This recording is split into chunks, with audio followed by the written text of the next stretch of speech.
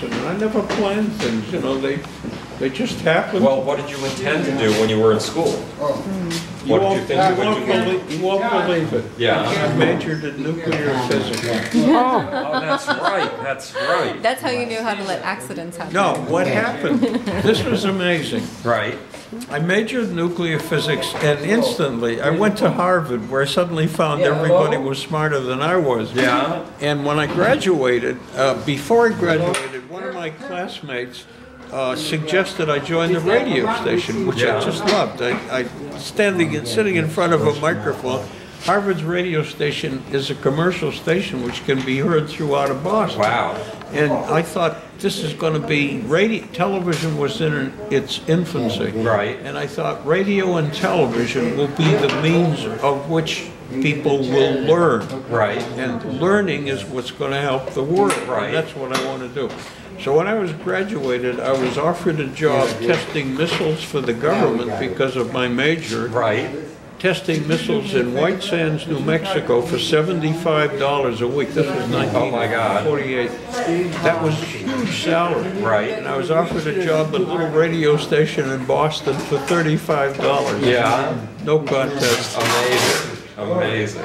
So it was, you know, by accident, just pure accident. And how did you move from radio to film? Well, when I got out of school, I had this job very briefly. Then I decided I was ready for the big time. I went down to New York and I got a job as a page at NBC. That's what I wanted to do. And I spent 6 years learning television. That was my basic training on TV.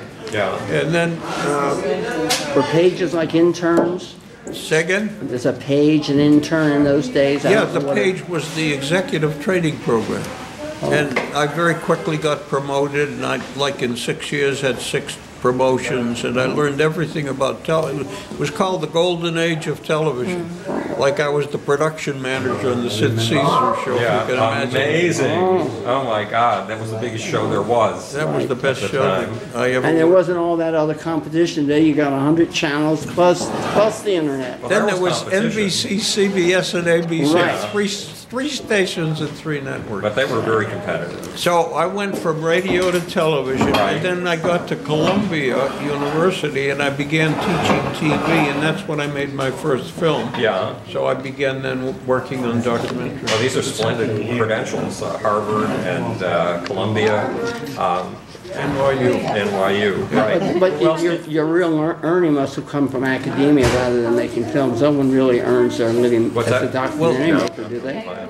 They didn't cheat. When I started making films, there were no film classes. As a matter of fact, I was hired by Simon & Schuster to write one of the first textbooks because I was teaching at Columbia and I'd gone to Harvard, and there were only 2 books on filmmaking in those days.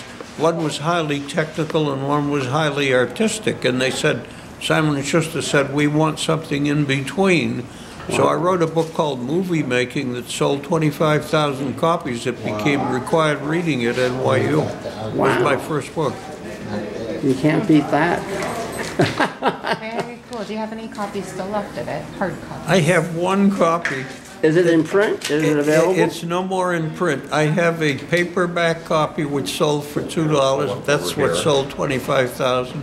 And there was a hardcover copy that Columbia University Press printed that sold to libraries. I have 1 of those. I have 1 of each. At least they're in libraries. Yeah. So people could find them if they So were. they're collector's items now. Yeah. Probably. Yeah, I have a book I was co-author of. Supposedly, I released my name to a female that needed a male co-writer.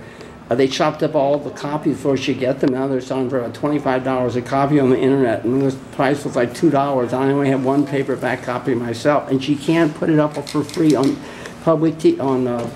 New York Public Library because she can't find the original contract she signed with the publisher.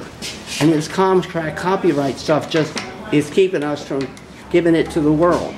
All our work is just chopped up or held prisoner by this limited edition of 2 copies that actually did sell. I love that film you did about Nagasaki, Hiroshima Nagasaki. That's a historic film. Yeah. What is that called? Hiroshima Nagasaki. That's quite a story.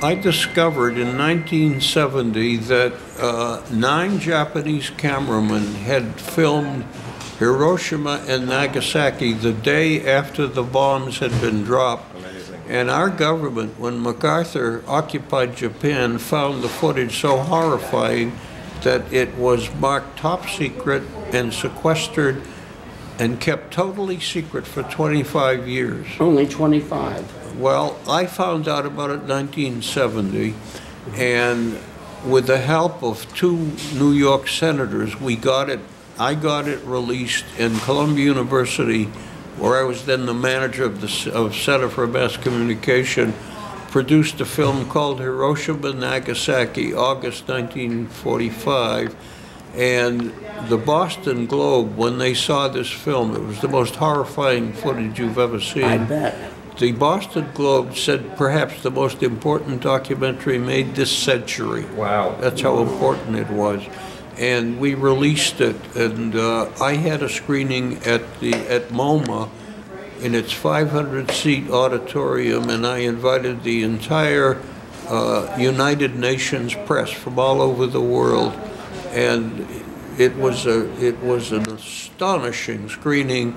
And the next day there was a firestorm of headlines all over the world. It made world headlines. Television wouldn't broadcast it at first because it was so horrifying, but ultimately they did. It was an amazing story. Congratulations. Yeah, a copy of it is in the National Archives.